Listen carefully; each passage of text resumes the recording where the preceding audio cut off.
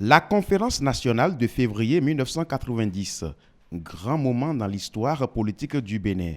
L'Association béninoise de droit constitutionnel ABDC entend marquer les 30 ans d'anniversaire de cette rencontre. Ce colloque qui réunit des experts, des parlementaires, des universitaires, des praticiens de droit, des experts étrangers, entend jeter un regard sur les acquis de la conférence. Est-ce que la démocratie est-elle surchargée avec les ruptures technologiques, les tensions culturelles, les changements écologiques? Est-ce que la démocratie, avec ses procédures parfois fastidieuses, est-elle capable de prendre des décisions rapides? Et est-ce que la démocratie, elle est trop lourde pour trouver des solutions aux crises politiques, aux crises économiques, sociales, écologiques du présent? Des avancées qui, aujourd'hui, méritent d'être maintenues pour le décollage économique du Bénin. Le principal héritage de la conférence nationale de 1990, c'est la démocratie.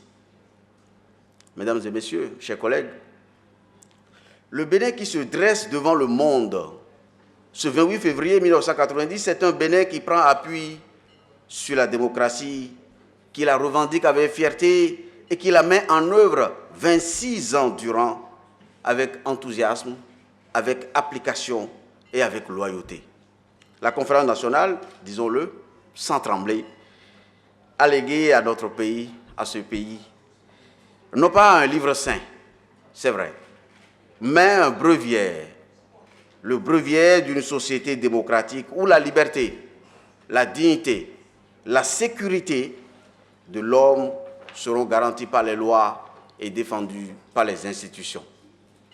30 ans après, il s'impose de s'interroger sur ce qu'est devenue la conférence nationale.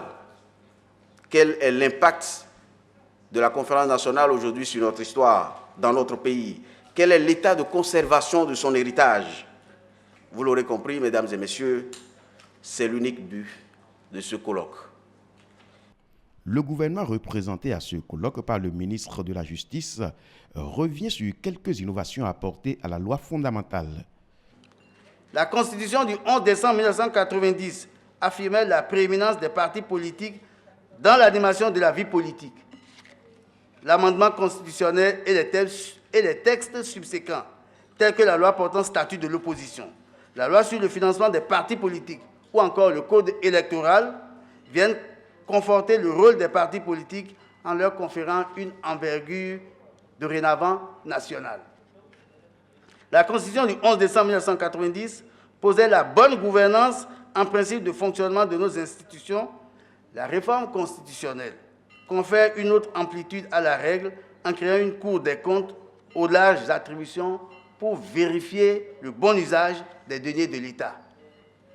La Constitution du 11 décembre 1990 reconnaissait nos cultures endogènes comme composantes essentielles de l'identité nationale. La réforme constitutionnelle en renforce la légitimité par la reconnaissance de la chefferie traditionnelle. Un exposé de photos qui rappelle les temps forts de cette conférence nationale reste une autre étape de ce colloque.